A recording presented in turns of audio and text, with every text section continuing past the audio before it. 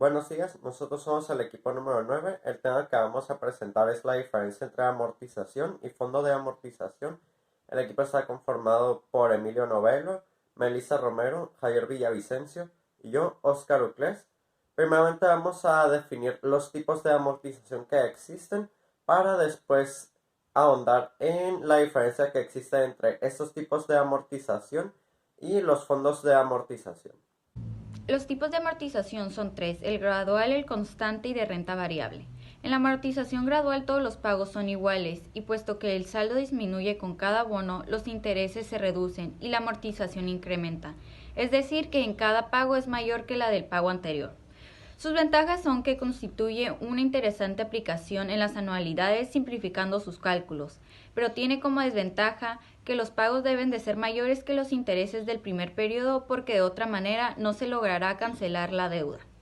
La fórmula es la que se presenta en la diapositiva, donde C es la deuda original, R el abono periódico, P significa periodos por año, NP número de rentas e I que es la tasa de interés anual. En la amortización constante, la porción que se abona al capital siempre es la misma, haciendo que los pagos subsecuentes sean de menor cantidad, dándonos la facilidad de poder determinar el sueldo a pagar en cualquier momento.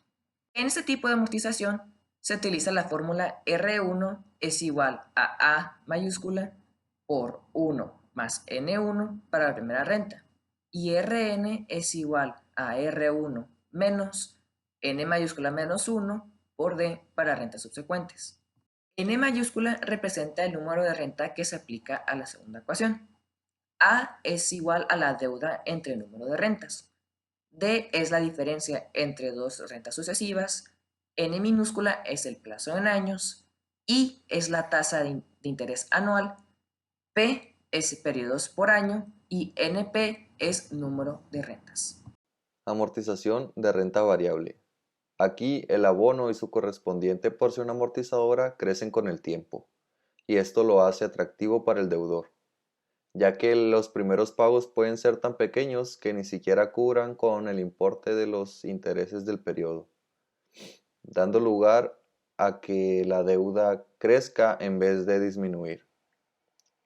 Entre las principales desventajas dentro de este sistema está que genera más intereses que otros, utiliza fórmulas un tanto más complicadas, además de que los pagos pueden variar de uno en uno o en grupo. Diferencia de amortización y fondo de amortización.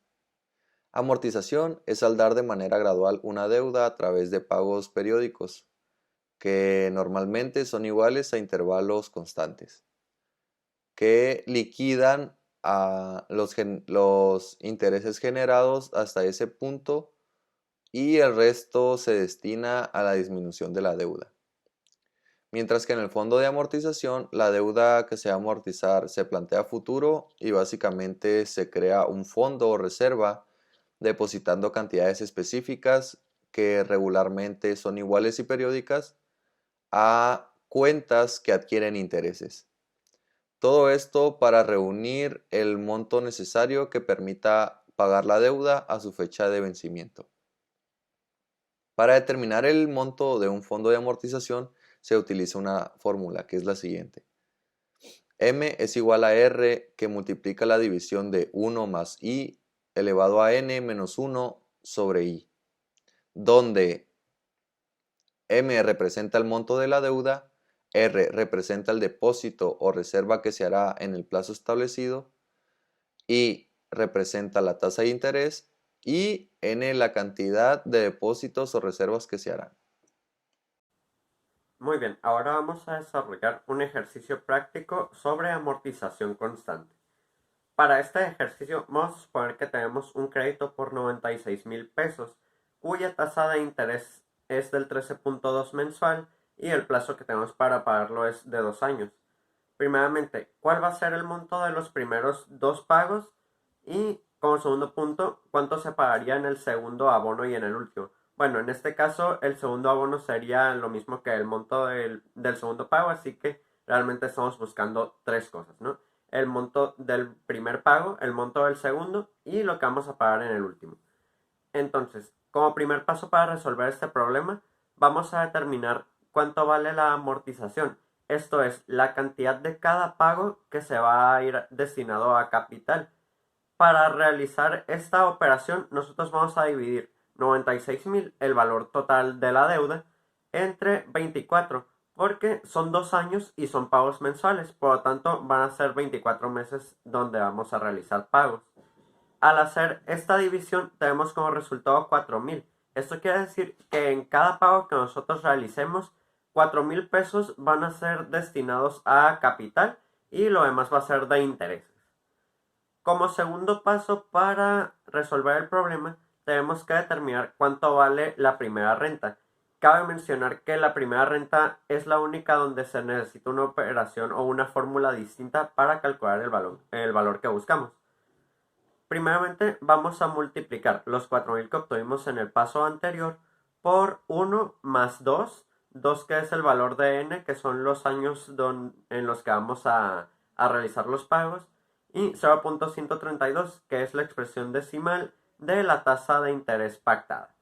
Al desarrollar estas operaciones nos da como resultado 5.056, que va a ser el valor de la primera renta. Siguiendo con el tercer paso, ahora vamos a calcular el valor que hay entre dos rentas sucesivas. Esto es, la diferencia que va a haber entre el primer pago y el segundo y el tercero y el cuarto, etc., que siempre va a ser la misma. Para realizar esta operación vamos a tomar el 4.000, que es el valor de la amortización, multiplicado por la tasa de interés entre las mensualidades del año, entre los meses que tiene el año, que son 12. Entonces, al hacer estas operaciones, vamos a tener como resultado 44, que es la diferencia que va a haber entre cada pago sucesivo. Como cuarto paso, vamos a determinar cuánto vale la segunda renta. Para determinar este valor, vamos a usar, como ya lo había mencionado, una fórmula distinta al de la primera renta. Vamos a usar 5.056, que es el valor de la primera renta, menos 2, que es el número de pago que estamos buscando, el valor de n, menos 1, y esto multiplicado a su vez por 44, que es la diferencia que obtuvimos en el tercer paso. Al realizar esta operación tenemos como resultado 5.012, que como podemos ver tiene una diferencia de 44 con el primer pago, cumpliéndose así la diferencia que obtuvimos en el paso 3. Cabe mencionar que tanto en el caso de la primera como en la segunda renta, de esos 5.056 y 5.012, 4.000 en ambos casos es lo que se va a ir a capital. Por lo tanto, se confirma que es una amortización constante, porque lo que se abona a capital es lo mismo en cualquier periodo de pago. Ahora, para terminar el problema, en el quinto paso vamos a aplicar realmente la misma fórmula que usamos en el paso 4, pero modificando los valores, porque ahora el número de pago que estamos buscando es el pago 24.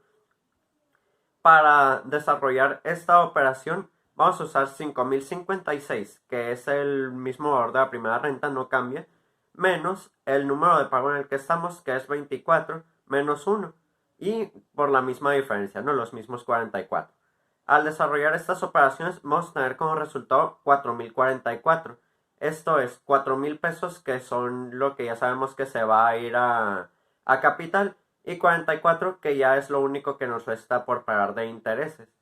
Con este resultado podemos dar por concluido el problema al tener los tres valores que nos pedía para completar las amortizaciones que corresponden a esta deuda.